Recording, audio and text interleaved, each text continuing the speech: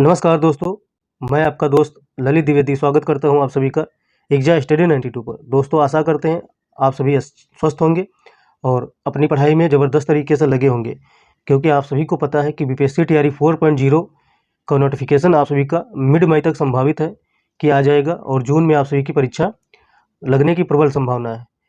दोस्तों बीपीएससी तैयारी 4.0 को ध्यान में रखते हुए और यूपी टीजीटी पीजीटी को ध्यान में रखते हुए आरपीएससी ग्रेड 1 ग्रेड 2 की परीक्षाओं को ध्यान में रखते हुए इस चैनल पर हिंदी साहित्य की क्लासेस चलाई जा रही हैं, वो भी पीओक्यूज़ के माध्यम से। विभिन्न परीक्षाओं में पूछे गए पीओक्यू हैं और आप सभी को पता है कि हिंदी साहित्य के कितनी बार रिपीट होते हैं प्रश्न।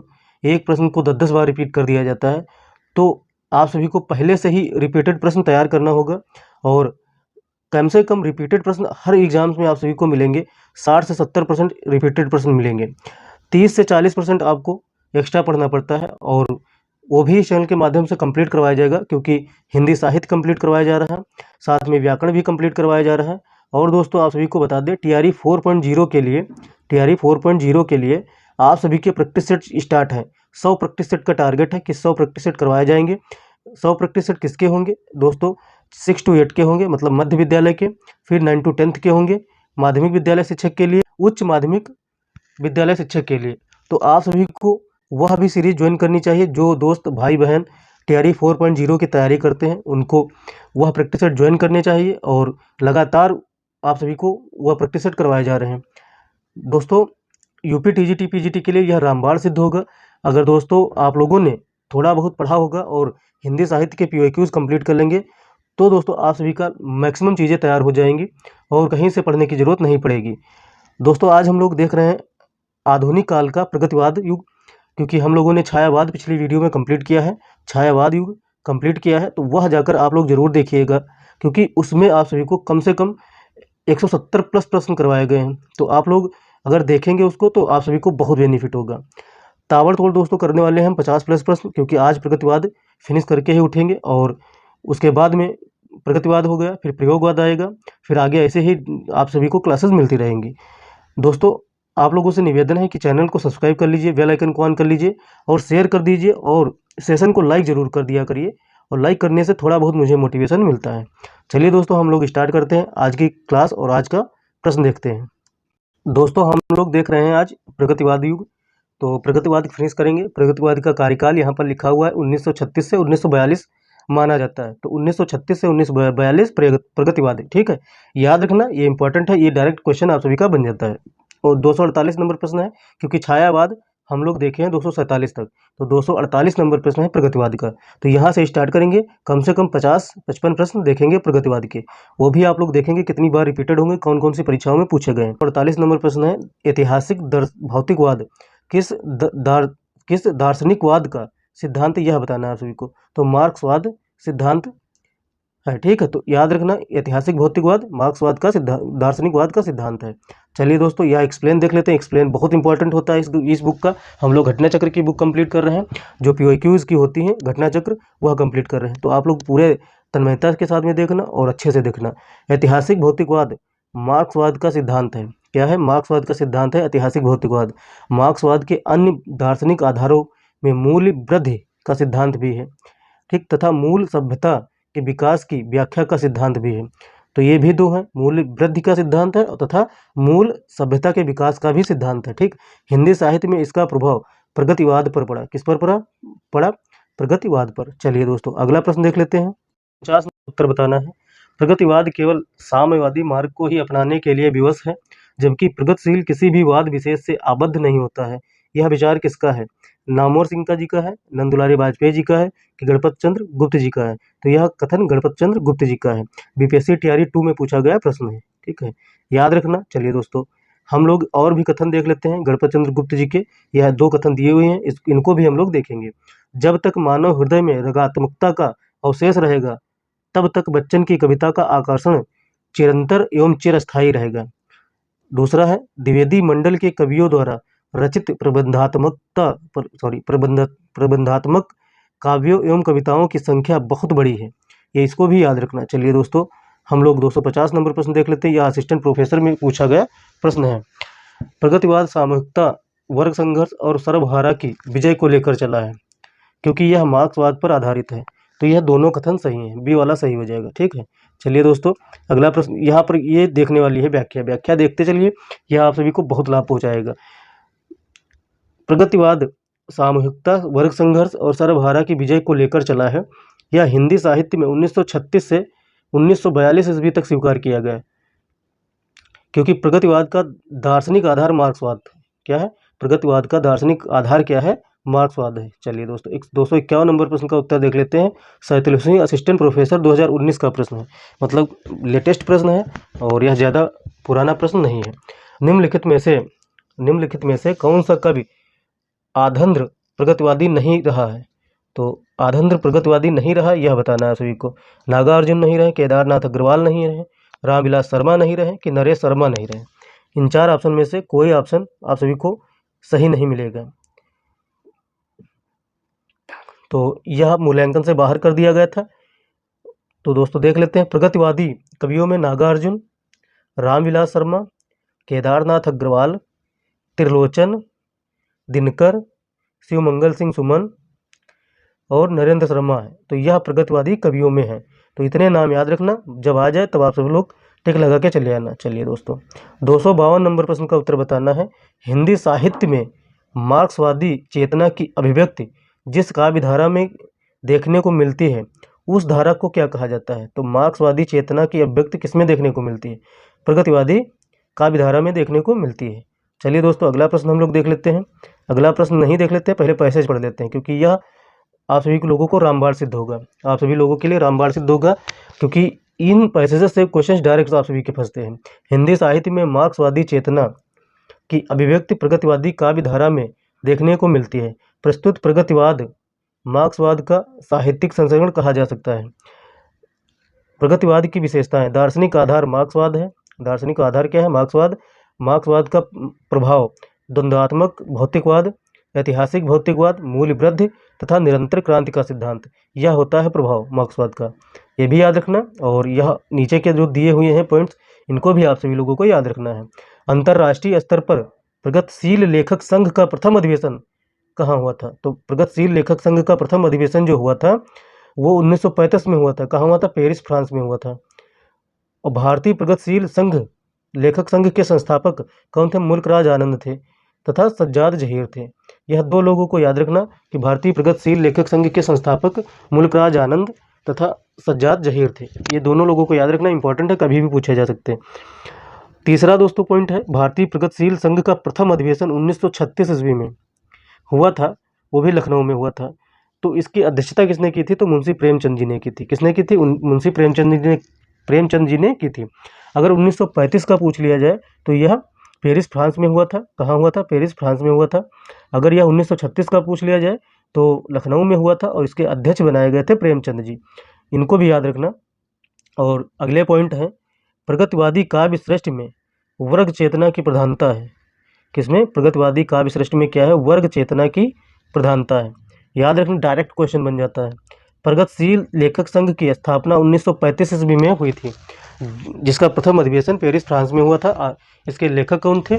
इसके संस्थापक कौन थे? मुल्कराज आनंद और सज्जाद जहीर। अगला पॉइंट है दोस्तों, प्रगतिवाद के जन्म में मार्क्सवाद के अतिरिक्त छायावादी, रोमानियत एवं पलायनवादी प्रवृत्ति का भी योगदान रहा है। प्रगतिवादी रूपवाद को अस्वीकार करता है। तो प्रगतिवादी रूपवाद को अस्वीकार करता है, इसको भी आप लोग याद रखना। चलिए दोस्तों 253 नंबर प्रश्न का उत्तर बताना है। प्रगतिवादी काव्य श्रेष्ठ है, वर्ग चेतना प्रधान है। प्रगतिवादी काव्य श्रेष्ठ क्या है? वर्ग चेतना प्रधान है। 2021 में पूछा गया, 2011 में पूछा गया प्रश्न है। 254 नंबर प्रश्न का उत्तर बताना है दोस्तों। द्वंद्वात्मक भौतिकवाद विकासवाद किस काव्य धारा का आधार है? तो किसका है? प्रगतिवाद का आधार है, द्वंद्वात्मक भौतिकवाद विकासवाद। ठीक, चलिए दोस्तों पीजीटी 2009 का पूछा गया प्रश्न था। 255 नंबर प्रश्न देख लेते हैं। प्रगतिवाद का आधार है क्या है? द्वंद्वात्मक भौतिकवाद। देख लीजिए, केबीएस पीजीटी 2015 में पूछ लिया गया। द्वंद्वात्मक भौतिकवाद रिपीटेड होते हैं, बार बार बता रहे हैं, रिपीटेड होते हैं प्रश्न, आगे भी रिपीट किए जाएंगे। 256 नंबर प्रश्न है, प्रगतिशील लेखक संघ के किस स्तर की संस्था है? तो प्रगतिशील लेखक संघ किस स्तर की संस्था? अंतर्राष्ट्रीय स्तर की संस्था है। चलिए दोस्तों अगला प्रश्न देख लेते हैं। 157 नंबर प्रश्न का उत्तर बताना है और यह देख लीजिए रिपीटेड कितना है। टीजीटी 2005, 2009, पीजीटी 2003, 2004, केबीएस प्रवक्ता में 2018, फिर उत्तराखंड पीजीटी में 2020 में पूछा गया प्रश्न है। विभिन्न एग्जाम्स में पूछा गया प्रश्न है, बहुत सारे रिपीटेड है प्रश्न। अगर आप लोग रिपीटेड करके जाते हैं तो मैक्सिमम में से मैक्सिमम आप सभी को क्वेश्चन वहाँ पर मिल जाएंगे। 257 नंबर प्रश्न का देख लीजिए। प्रगतिशील लेखक संघ के प्रथम अधिवेशन की अध्यक्षता की थी, तो किसने की थी यह बताना है सभी को। तो यह 1935 का जो अधिवेशन था, सॉरी 1936 का जो लखनऊ में हुआ था, कहाँ हुआ था? लखनऊ में हुआ था। उसके अध्यक्ष मुंशी प्रेमचंद थी। कौन थे? मुंशी प्रेमचंद जी थे। ठीक है, याद रखना इंपॉर्टेंट है। ये भी पूछ लिया जाता है कहाँ पर हुई थी, तो आप लोग लखनऊ याद रखना। पहली अगर पूछी जाए तो पेरिस फ्रांस में हुई थी 1935 में। 1936 की पूछी जाए तो लखनऊ में हुई थी। अध्यक्षता किसने की थी? मुंशी प्रेमचंद जी ने। ठीक। प्रगतिशील लेखक संघ की स्थापना लंदन में किसके प्रयत्न से की हुई थी? तो ये पिछली बार हम लोग, अभी पिछला प्रश्न जो आया था उसमें हम लोग डिस्कशन कर चुके हैं।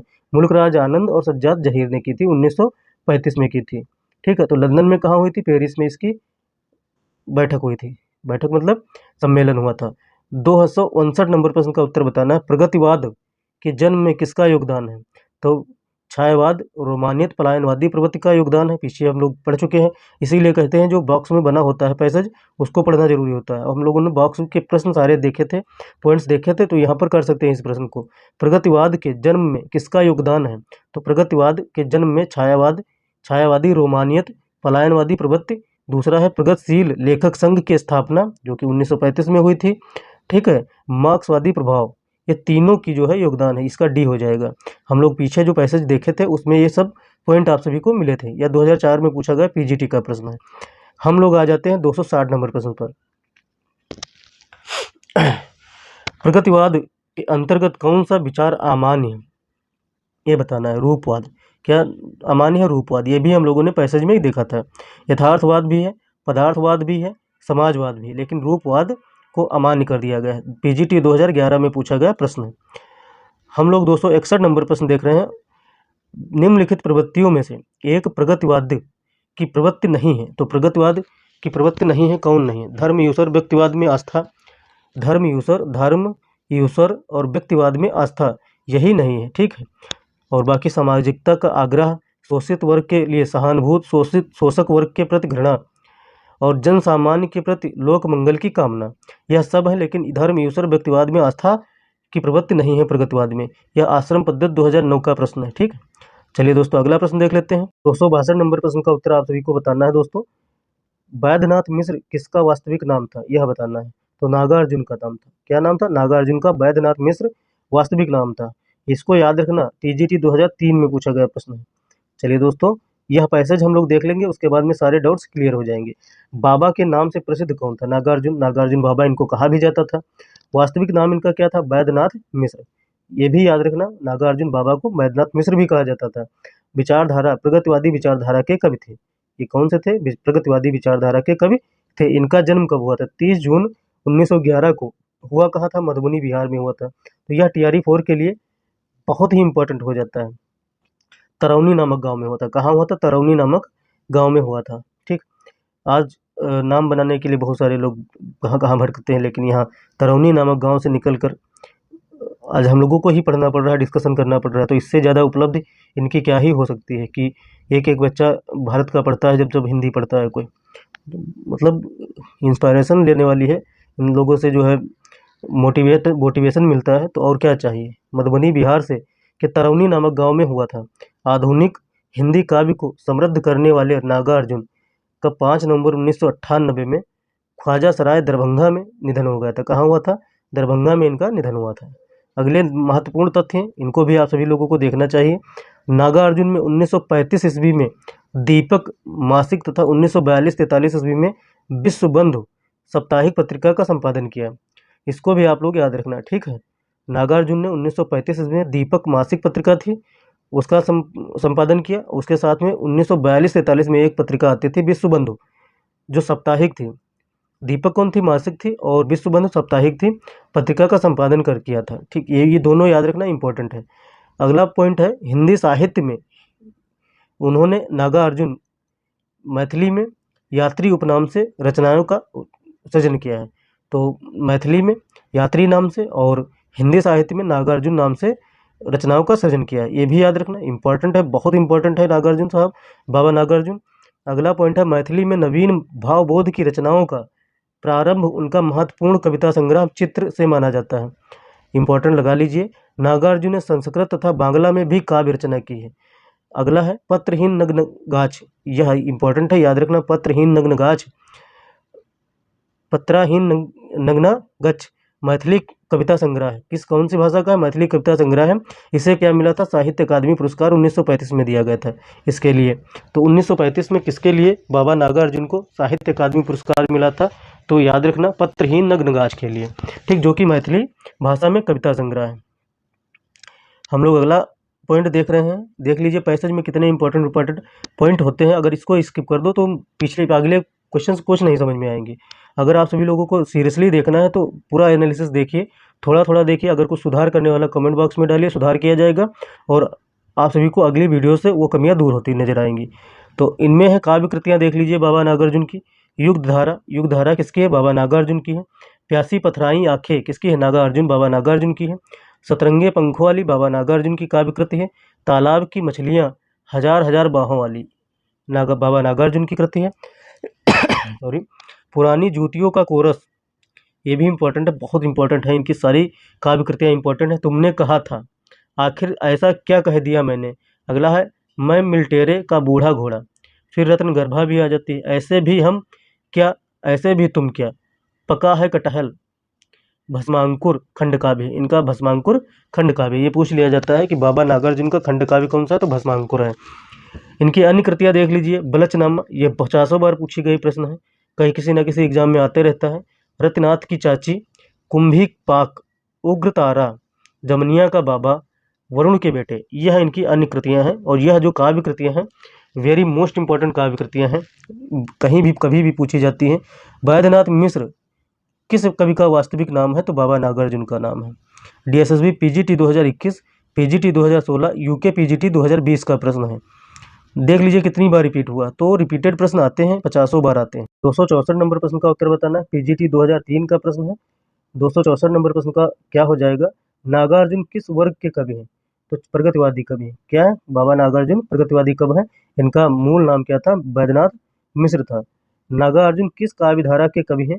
तो नागार्जुन प्रगतिवादी काव्यधारा के कवि हैं। यह 2001 में पूछा गया प्रश्न है, जो हम लोगों ने पैसे देखा था अभी, उसी के आंसर है सब।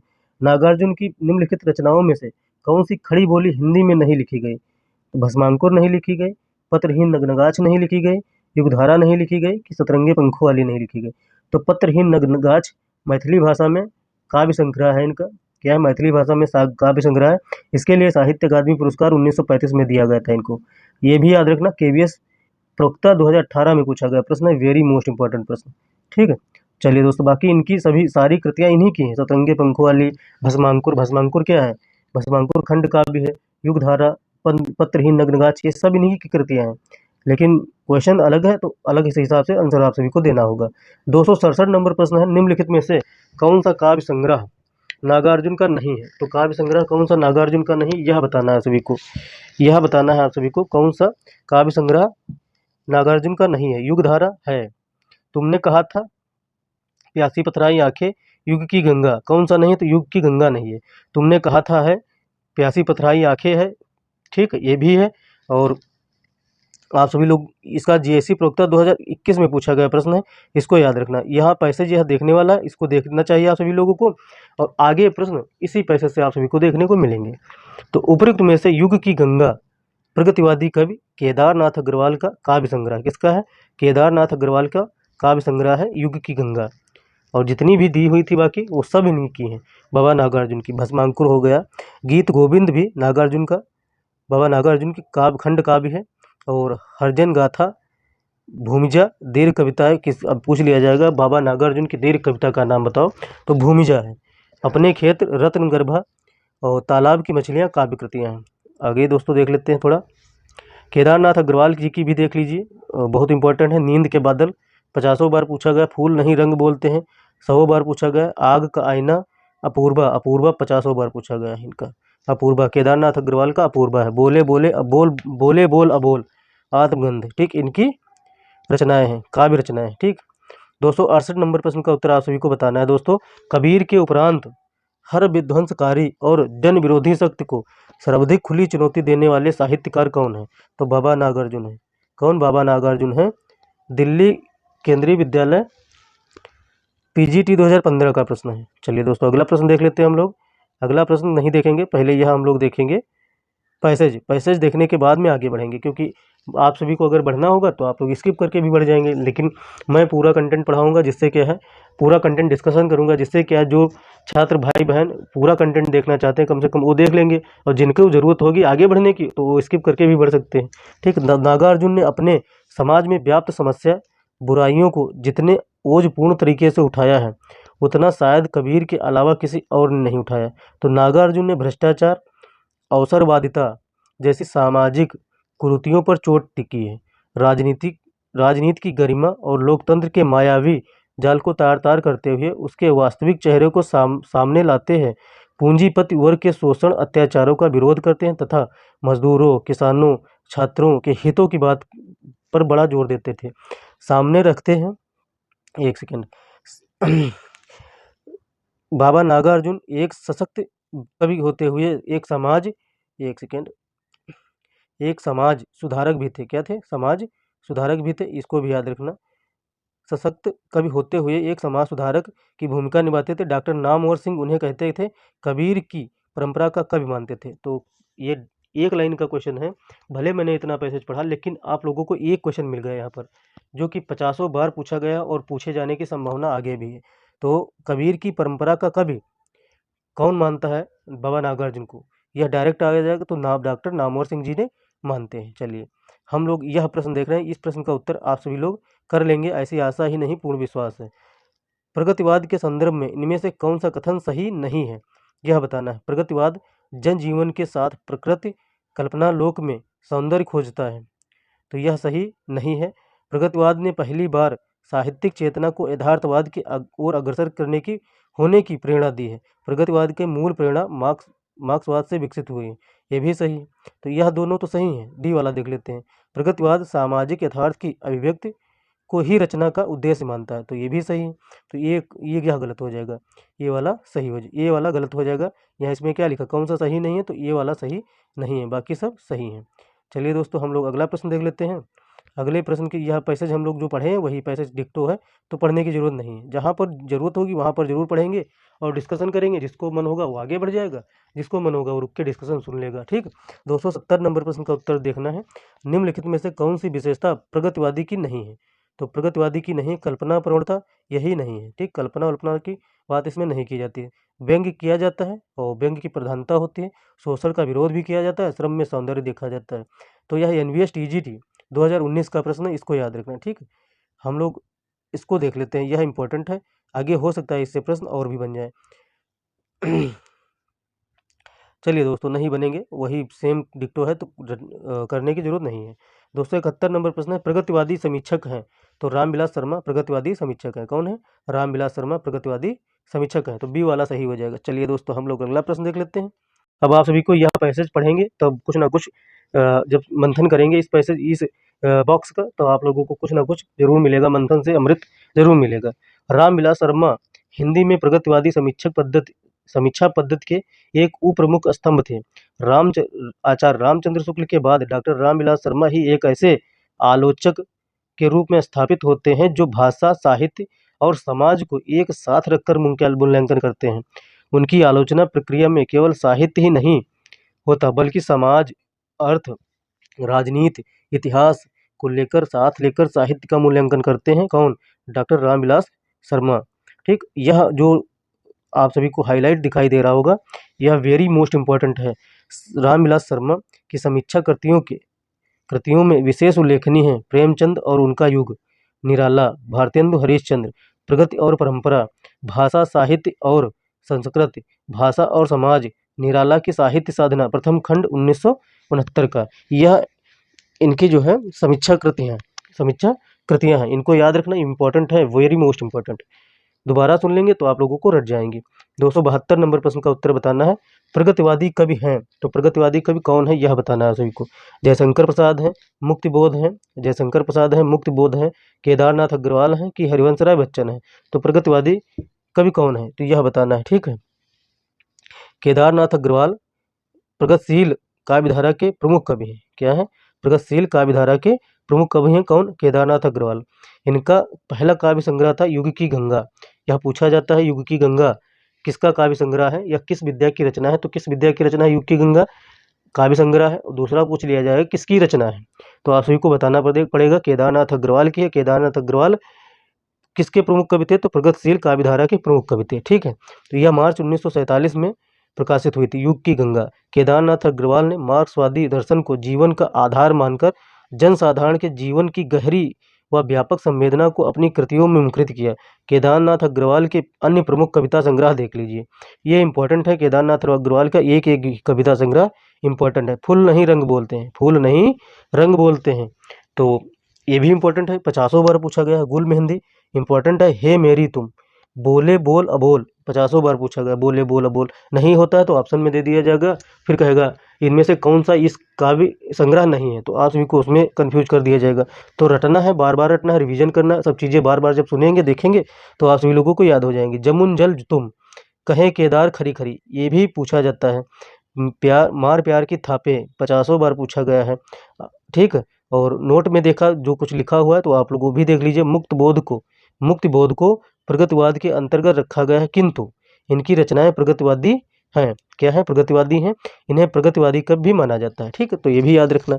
चलिए दोस्तों हम लोग अगला प्रश्न देख लेते हैं और 273 नंबर प्रश्न पर आ गए हैं इतने कम समय में, और जितने ही भी हो पाएंगे आज प्रश्न उतने हम लोग कंप्लीट करेंगे, बाकी नेक्स्ट पार्ट में कवर कर देंगे, ठीक। 273 नंबर प्रश्न है, फूल नहीं रंग बोलते हैं कि रचनाकार कौन है? तो केदारनाथ अग्रवाल है। फूल नहीं रंग बोलते हैं रचनाकार कौन है? केदारनाथ अग्रवाल है। टीजीटी 2005 में पूछा गया प्रश्न है।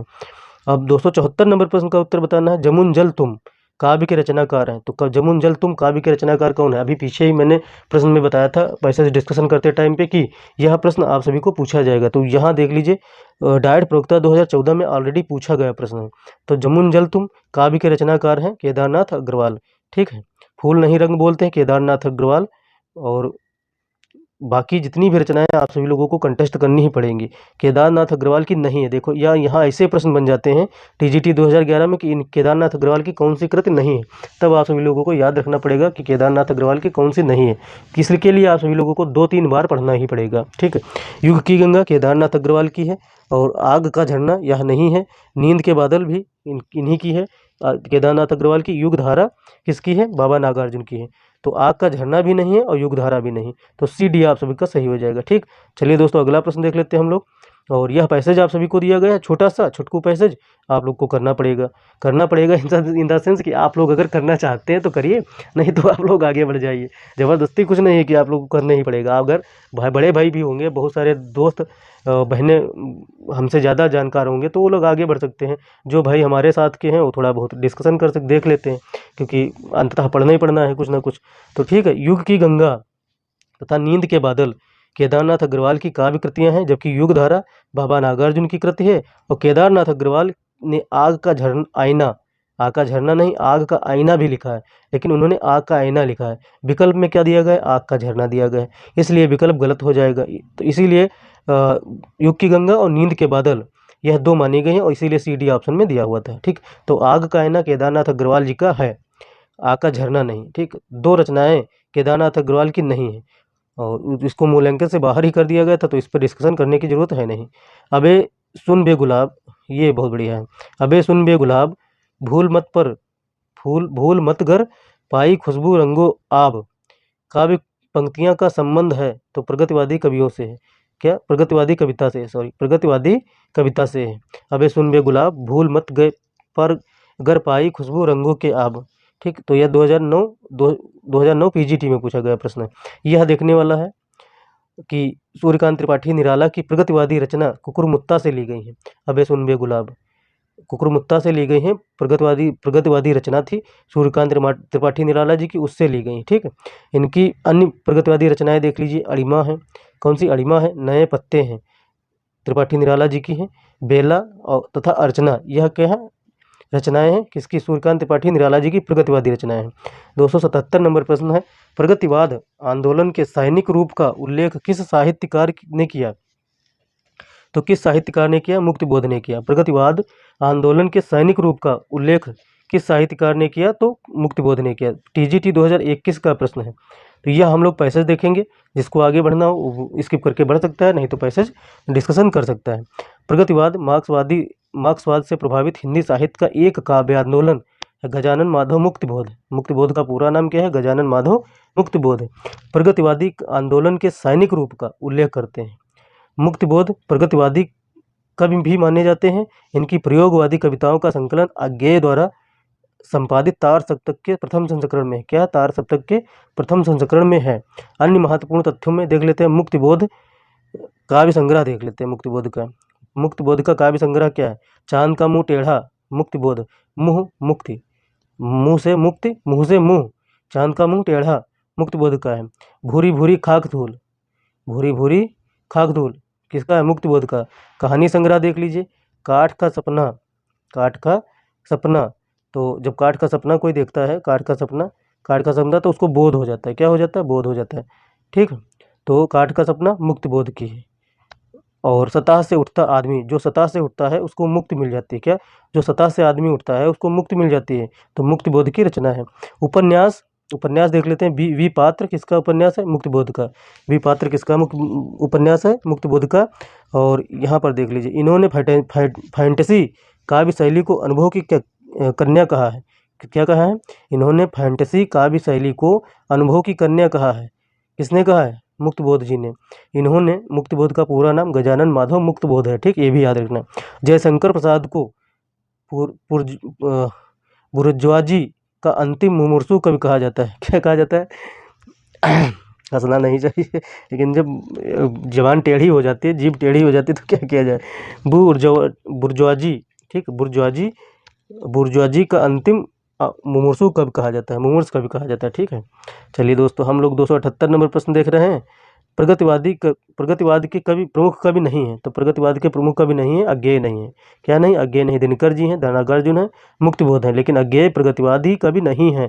चलिए अगला प्रश्न देख लेते हैं। इसको देखना है, यह पैसेज छोटू सा है, छोटू सा पैसेज हम लोग देखेंगे, और जिसको नहीं देखना फिर से कहेंगे आगे बढ़ जाओ स्किप करके, क्योंकि नहीं ही आता होगा तभी तो आप लोग, सॉरी आता ही होगा तभी आप लोग बढ़ेंगे आगे, नहीं तो ये डिस्कशन करके ही देख के ही जाएंगे। अज्ञेय प्रगतिवाद के प्रमुख कवि नहीं है, बल्कि प्रयोगवाद के एवं नई कविता के साहित्य जगत में प्रतिष्ठित करने वाले कवि हैं। नागार्जुन, दिनकर, मुक्तिबोध प्रगतिवाद के प्रमुख कवि हैं, ठीक है। 279 नंबर प्रश्न देख लेते हैं। निम्नलिखित में से किस लंबी कविता के रचयिता मुक्तिबोध है। अभी हम लोगों ने ऊपर देखा था कि यह याद रखना, लंबी कविता, तो अंधेरे में किसकी है, मुक्तिबोध की लंबी कविता। 2002 पीजीटी में पूछा गया प्रश्न है। और यहाँ आ जाते हैं, इस पैसेज को देख लेते हैं, उसके बाद में हम लोग आगे बढ़ेंगे। अंधेरे में कविता के रचयिता गजानन माधव मुक्तिबोध हैं। क्या है, गजानन माधव मुक्तिबोध हैं। इनके अन्य काव्य संग्रह है चांद का मुंह टेढ़ा हो जाएगा तो मुक्तिबोध हो जाएगा। भूरी भूरी खाक धूल, ठीक, खाक में मिल जाता, धूल में मिल जाता तो मुक्ति मिल जाती। अंतरदर्शन किसका है, मुक्तिबोध का। मुक्ति का बोध कब होगा, जब अंतरदर्शन होगा। क्या होगा, अंतरदर्शन होगा, तभी मुक्ति का बोध होगा, ये भी याद रखना। आत्मसंवाद, जब आदमी को, किसी भी व्यक्ति को मुक्ति मिल जाती है और अंतरदर्शन हो जाता है, तो यह क्या करता है, आत्मसंवाद करता है। क्या करता है, आत्मसंवाद करता है, ठीक है। और ब्रह्म राक्षस किसकी है, मुक्तिबोध जी की है। भूल गलती मुक्तिबोध जी की है। चंबल की घाटी मुक्तिबोध जी की है। तो राम की सख्त पूजा निराला जी की। असाध्य बीड़ा किसकी, अज्ञेय जी की है। तो असाध्य बीड़ा याद रखना, अज्ञेय जी की, ठीक, लंबी कविता है। और अन्य महत्वपूर्ण तथ्यों में जो देखेंगे वो आगे आप सभी को प्रश्न जरूर मिलेंगे। तो मुक्तिबोध का पूरा नाम क्या है, ये भी पूछा गया है, तो गजानन माधव मुक्तिबोध, ठीक। मुक्ति मिल जाती है, अंतरदर्शन हो जाता है तो मुक्ति मिल जाती है। तो जब मुक्ति में अंतरदर्शन ही हो जाएगा तो आत्मसंवाद हो जाएगा। ये सब किसकी है, मुक्तिबोध जी की है, ठीक है। चांद का मुंह टेढ़ा मुक्तिबोध जी का है। तो ग्वालियर जन्म इनका कहाँ होता है, ग्वालियर मध्य प्रदेश में एक कस्बे में हुआ था। ये अध्यापक, पत्रकार, विशिष्ट विचारक, कवि, कथाकार एवं समीक्षक के रूप में समादरत रहे, ठीक। अंधेरे में कविता की लंबी व्याख्या करते हुए अस्मिता की खोज की बात उठाई। क्या उठाई, अंधेरे में कविता की लंबी व्याख्या करते हुए अस्मिता की खोज की बात उठाई। हम लोग 280 नंबर प्रश्न देख रहे हैं, हो सकता है यहाँ से हम थोड़ा आगे और बढ़ें।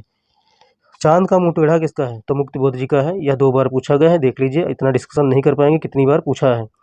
281 नंबर प्रश्न का उत्तर बताना है। भूल गलती कविता के कवि हैं। तो भूल गलती कविता के कवि कौन है?